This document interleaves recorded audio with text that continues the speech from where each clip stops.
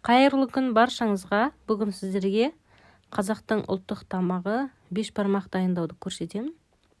Ол үшін етті жуып, тазартып дайындап аламыз. Мінекей жылқының жаясы, қойдың құйрығы, сан еті және жарты қазы бір шетін тығып қойдым, ашылып кетпесін деп.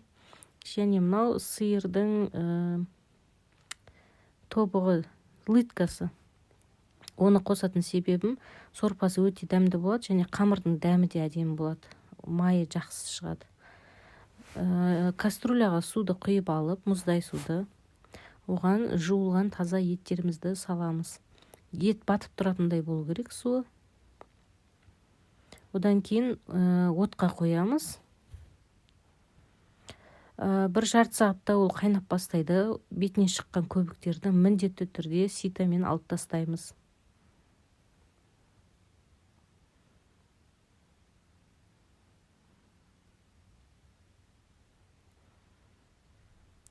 Енді қазыны инемен немесе зубочисткамен осылай бір 5-6 жерінен тесіп қоямыз. Себебі жарылып кетпеу үшін, бүтін болып пісу үшін. Осылай ол 2,5 сағат қайнайды. Енді менде дайын қамыр болған, бұл морозильникте тұрған замороженный қамыр. Піскен еттерді сүзіп алып дайындап қойдым. Сорпаны да сүзіп қойдым. Енді осы замороженный қамырды ашып, бір жарты сағат алдын шығарып қойған болатынмын. Жұмсарып дайын тұр. Осы қамырды салатын боламын. 4-ке бөле салдым қамырды. Солтүстікте солай жейді. Тұздық жасауды айта кетейін. Пиязды майдалап турап алғаннан кейін, оған сорпаның майлысы жерінен алып құямыз. Осылай ситамен құйыңыздар.